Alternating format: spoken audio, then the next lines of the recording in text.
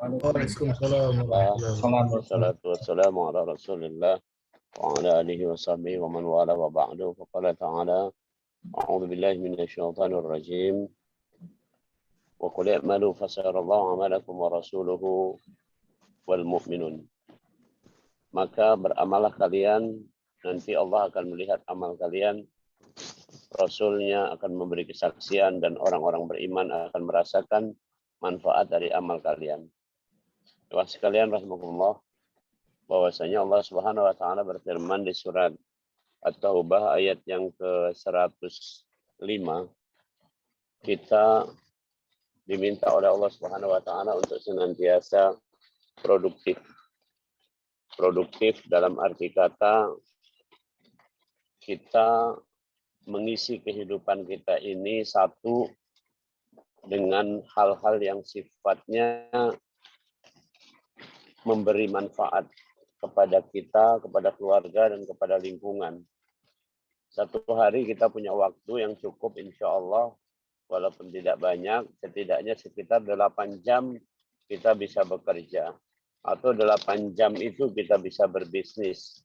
Atau 8 jam itu kita bisa berkebun, ya, atau bertani. Pendek kata, kita produktif untuk itu. Nah, soal untuk produktivitas ini, Rasulullah SAW bersabda, antum a'lamu bi umuri dunyakum. Kamu lebih paham tentang urusan pekerjaan atau profesionalisme di bidang yang kamu tekuni. Nah, karena itu tidak sembarangan. Dalam produktif ini, syarat pertama harus tertata dengan baik. Dalam bahasa kita, termanage dengan baik. Ya, disebutkan dengan dalil ayudkinahu. Kalau kamu bekerja, maka kamu harus itkon. Itkon artinya kamu mengerjakan segala sesuatu itu betul-betul dengan yang kalau bahasa kita dengan manajemen yang bagus. POAC. Ada planningnya, ada organizingnya, ada diwujudkan dalam amal nyata, equatingnya, dan ada pengendaliannya seperti itu. Nah, kalau sudah seperti ini, insya Allah pekerjaan itu memang suatu pekerjaan yang akan mendatangkan hasil dan manfaat yang sebesar-besarnya. Nah, sekarang rahmatullah, dalam banyak kaidah yang kedua dari bekerja ini adalah bahwa yang terpenting itu bukan masalah memikirnya hasilnya akan seperti ini, seperti itu. Soal diprediksi nggak jadi masalah, tapi utamanya adalah bahwa proses yang kita jalani itu adalah proses yang sebaik-baiknya. Jadi proses yang sebaik-baiknya. Ketika proses sudah sebaik-baiknya, maka insya Allah, ya, maka insya Allah kita akan mendapatkan juga hasil yang baik dan juga mendapatkan kepuasan dari amal yang kita lakukan atau dari pekerjaan, dari aktivitas yang kita kerjakan tadi. Nah, di tengah kita menempuh pekerjaan atau katakanlah amal ini tadi, tentu saja ya ada yang namanya problematika atau hambatan seperti ini. Jelas hambatan ini untuk diselesaikan, tidak untuk ditunda-tunda.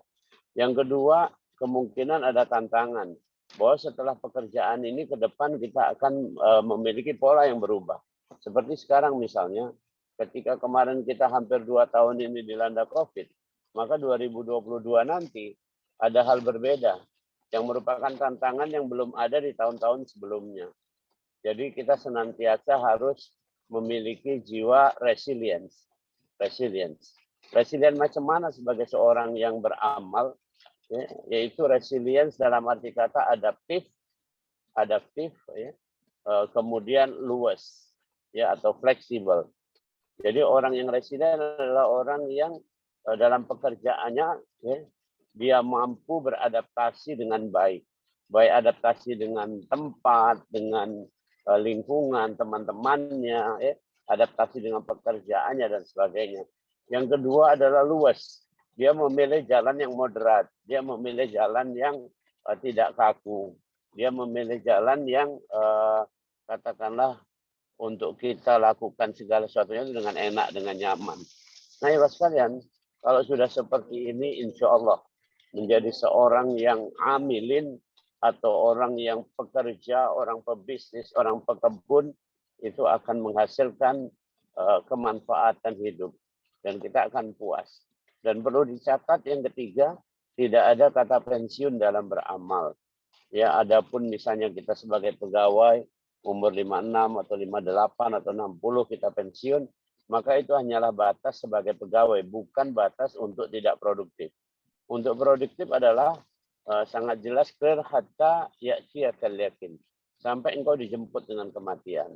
Nah, karena itu kita semua insya Allah sore hari ini saya hanya mengajak kepada kita semua untuk berbicara tentang bagaimana kita mewujudkan diri kita menjadi hamba Allah yang produktif. Demikian, mudah-mudahan bermanfaat.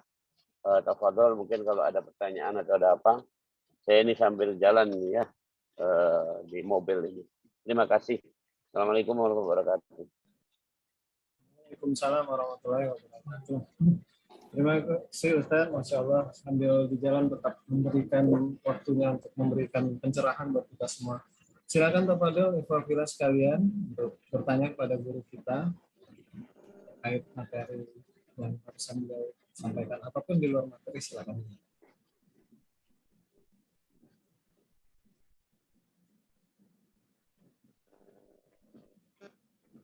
Silakan, Ahi Elan Sulaiman mungkin yang udah siap. Ahi Muhammad Amin.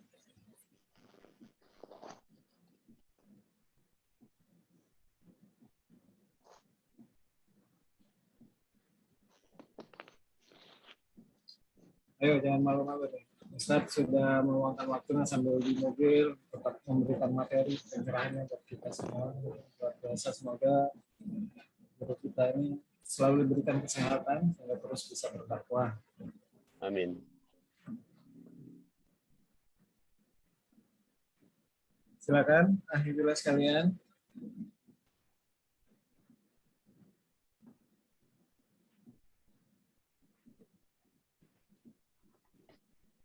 Baik, kalau tidak ada mungkin kami mewakili Ustaz.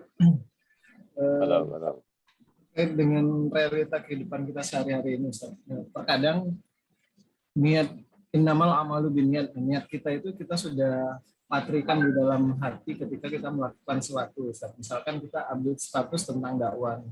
Satu hari satu ayat harus kita share di medsos, terus satu hari satu hadis kita share juga di medsos. Nah ini ketika kita melakukan hal ini, kita sudah meniatkan di dalam hati kita bahwa ini kita menyampaikan mengajak, niatnya mengajak teman-teman biar membaca status untuk ini. Nah terkadang ini suka menjadi bahan nyinyiran teman-teman Ustaz. Bagaimana kita memantapkan hati bahwa kita tetap istiqomah untuk melakukan hal itu Ustaz. Gimana Ustaz? Oke, baik. Jadi kedudukan niat adalah kedudukannya masih di dalam hati. Jadi dalam para ulama tidak pernah berselisih tentang ini bahwa niat berada dalam hati. Dan niat itu adalah dalam bentuk masih katakanlah komitmen bahwa saya mau melakukan ini. Perkara itu apakah dia akan melakukan atau tidak, maka ada butuh level keduanya. Setelah niat ada azam namanya. Ada azam. Ada tekad yang kuat untuk ini diwujudkan, ya. Maka Al-Qur'an mengatakan faida azamta, ya, bukan faida nawaita, bukan ketika kamu berniat, tetapi ketika kamu sudah berazam di situ. Nah, ketika sudah berazam itu sebenarnya kalau dalam bahasa ilmiah itu dikatakan udah afirmasi. Afirmasi artinya sudah membayangkan bahwa misalnya tadi kita akan menghafal, kita akan membaca dan sebagainya itu, maka itu sudah dibayangkan bahwa kita akan hatam, kita akan hafal dan seterusnya itu. Itu afirmasi. Jadi ketika sudah azam, sudah afirmasi tadi, maka tawakal ala Allah. Maka kemudian barulah kita berserah diri pada Allah dalam arti kata, karena setelah itu pasti akan dilakukan, pasti akan dilakukan. Jadi insya Allah mungkin yang perlu kita latih sekarang ini adalah bagaimana dari niat menjadi azam. Bagaimana dari niat sekedar bismillah saya mau melakukan ini, kemudian menjadi saya harus mewujudkan ini, waktu saya tidak banyak dan seterusnya dan seterusnya. Sehingga ini akan wujud dalam amal nyata. Nah kalau sudah seperti itu, insya Allah Ya, kita termasuk orang-orang yang penuh semangat, bukan hanya untuk meniatkan kebaikan, tapi juga adalah untuk mewujudkan kebaikan tadi. Demikian. Terima kasih Ustadz. Silakan kalau ada yang lain, waktu kita masih panjang ini bertanya. Di luar materi pun juga dipersilakan. Alhamdulillah malam ini 16 peserta Ustadz. Alhamdulillah. Ya, silakan Ahi Elan, Sulaiman, silakan. Assalamualaikum warahmatullahi wabarakatuh. Waalaikumsalam warahmatullahi wabarakatuh. Ustadz, saya nanyanya di luar topik, nggak apa-apa Ustadz ya? Ya, boleh Pak Elan. Gimana? Ini Pak, apakah vaksin Pfizer itu sudah masuk Palembang Pak? Dan yang kedua, boleh kita kalau sudah divaksin jenis lain, terus divaksin yang keduanya dengan jenis merek lain, apa dengan jenis yang lain gitu Pak? Apa itu berbahaya bagi tubuh kita Pak? Itu aja mungkin Pak Ustadz. Oke, baik. Satu jawabannya sudah masuk di Palembang. Bahkan sekarang ini kalau nggak salah per berapa ini sudah sekarang ini yang untuk cadangan Sinovac dan sebagainya itu sudah tipis banget ya. Dan banyak diganti ke arah Moderna dan sebagainya. Oke. Jadi jawabannya sudah masuk Palembang sudah. Yang kedua, boleh nggak dicampur itu tadi? Artinya yang pertama A, yang kedua B. Boleh, namanya mix and match, ya, dicampur dan cocok untuk itu. Cuman memang masing-masing memiliki karakter dengan syarat yang lebih ketat ketimbang Sinovac. Nah, insya Allah nanti syarat-syaratnya apa biasanya waktu screening akan disampaikan oleh dokternya. Ya, waktu screening akan disampaikan oleh dokternya. Salah satu contoh misalnya syaratnya adalah berkaitan dengan tidak memiliki penyakit yang berkaitan dengan pengentalan darah atau koagulasi darah. Seperti itu. Makasih. Ya. Terima kasih Ustadz. Assalamualaikum warahmatullahi wabarakatuh. Silakan, mulai. Masih ada waktu. Masih ada waktu. Isanya 19:03, ini masih 18:47, masih banyak. Oke, silakan. Ustadz, Assalamualaikum warahmatullahi wabarakatuh. Assalamualaikum warahmatullahi wabarakatuh. Saya Pak Rosidi, Pak Ustadz. Ustadz, mungkin ini ya, saya mau bertanya di luar ini ya, di luar Ustadz yang tadi ceramah. Ini masalah ini mungkin kita dengar ya Han, di seluruh BUMN itu ada jargon akhlak ya. Dari Kementerian BUMN. Saya mau nanya ya, apa sih bedanya antara akhlak dan adab itu? Ustadz? Apakah nggak ada bedanya itu antara akhlak dan adab gitu kan? Dari kacamata Islam itu. Mungkin itu aja, Ustaz. Assalamualaikum warahmatullahi wabarakatuh. Waalaikumsalam warahmatullahi wabarakatuh. Jadi begini ya, kalau yang di BUMN itu akhlak itu singkatan ya, bukan akhlak yang dimasuk dengan seperti dalam agama kita, bukan ya. Itu singkatan aja. Kalau itu akhlak betul persis seperti agama kita, tentu saja Ahok juga ikut harus kan gitu. Oke, ulangi. Akhlak ya Ahok kan ada di komisarisnya Pertamina kan gitu kan? Iya. Oke, baik. Jadi gini, akhlak itu adalah sikap, perkataan dan perbuatan yang didasari iman. Dan akhlak itu sudah menjadi kebiasaan serta munculnya itu tidak dibuat-buat. Bahasa kitanya adalah otomatis. Jadi ada 5 itu pengertiannya. Ada beberapa tadi pengertian, mohon dicamkan. 1, akhlak itu didasarkan iman. Akhlak itu merupakan sikap, perkataan, perbuatan.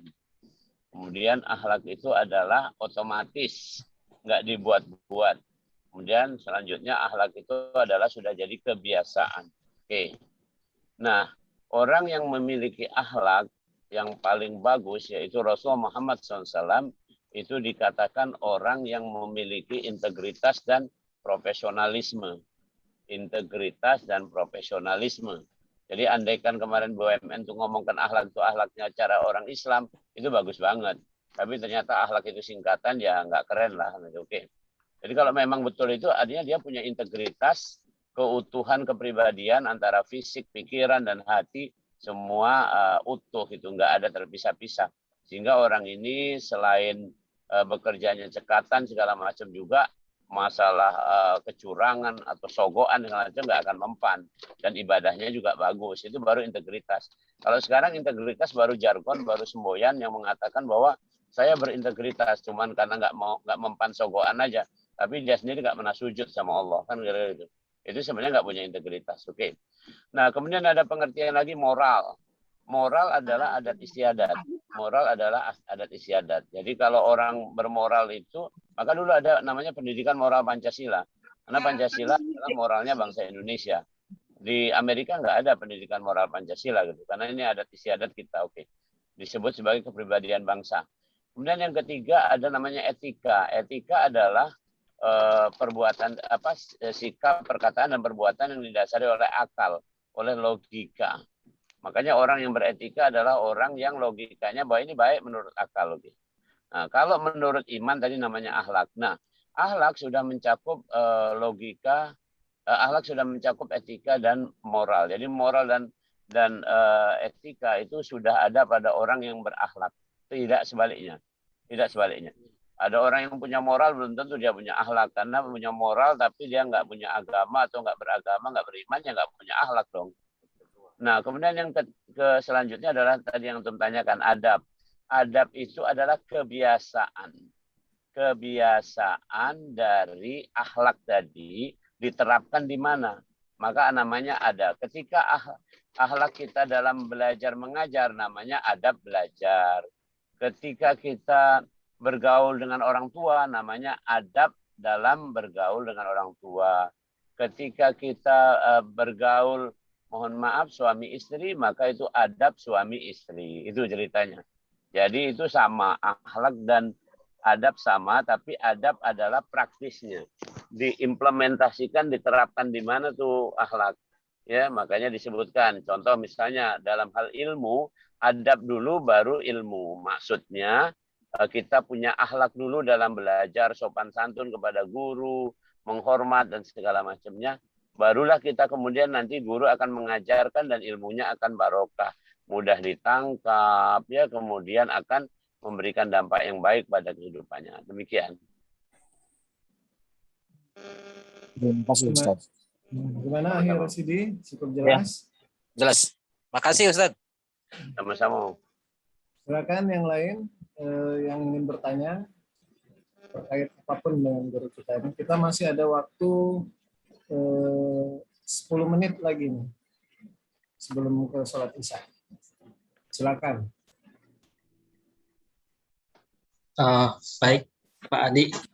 Silakan. Adi, ya. Kalau nggak ada yang nanya, izin bertanya, Profesor. Jadi nyambung dengan tadi ya, akhlak. Emang kan di BUMN itu kan emang gencar-gencarnya ya. Sekarang ada akhlak gitu ya. Itu kan salah satunya yang terkait dengan materi kita hari ini tuh adaptif, Ustaz ya. Nah, adaptif kan kita harus adaptif. Nah, mungkin bagaimana nih, Ustaz? Supaya adaptif kan kita kadang-kadang takutnya kita adaptif sampai kebablasan gitu, guys. Kan kita bisa adaptif terhadap zaman maupun terhadap mungkin lingkungan ya. Nah, kalau lingkungan kita mungkin kurang kondusif ya, itu nah dalam kita beragama maupun kehidupan kita tuh pagar-pagar apa Ustaz mungkin bisa diberikan yang kita bisa beradaptasi, yang mana kita harus beradaptasi, mana yang tidak boleh beradaptasi gitu kan. Mungkin dalam beragama juga kan. Mungkin ada yang bisa kita beradaptasi, ada yang tidak boleh. Mungkin bisa dijelaskan Ustaz. Terima kasih Ustaz. Oke. Sebentar ya.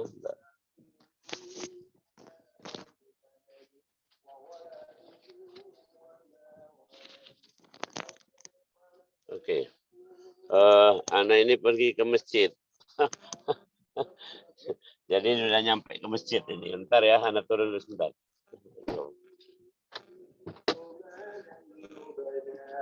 Terima kasih ya.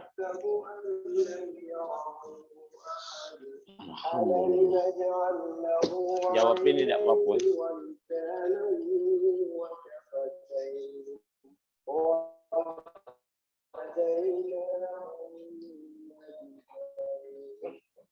Ya, awas licin ini. Saya ini.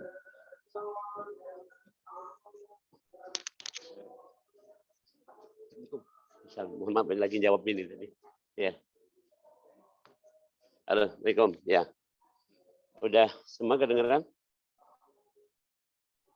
Dengar Ustaz. Kedengeran? Kedengaran Ustaz? Dengar, Ustaz. Kedengaran Ustaz? Oke. Baik. Anda jawab ya, insya Allah. Jadi begini, adaptasi itu adalah salah satu ciri dari makhluk hidup itu bisa survive atau bisa bertahan. Dia bisa bertahan karena itu adalah, jadi sebenarnya adaptasi tidak pernah mengandung konotasi negatif.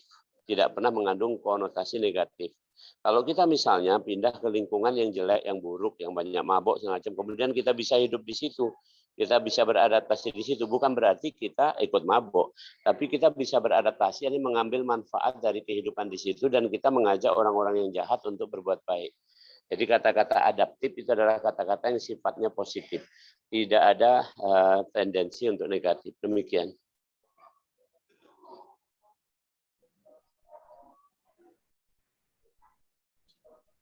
Gimana Ahi, Abu Batin? Bagus, udah nih. Oke, Ustaz. Baik. Caknya ditutup dulu ya. Ya, ya. Analah nyampe di sini ya. Oke, siap. Baik, demikian kajian kita pada malam hari ini. Kita tutup dengan bersama-sama melapaskan doa penutup majelis. Subhanakallahumma wa bihamdika asyhadu an la ilaha illa anta astaghfiruka wa atubu ilaik. Assalamualaikum warahmatullahi wabarakatuh.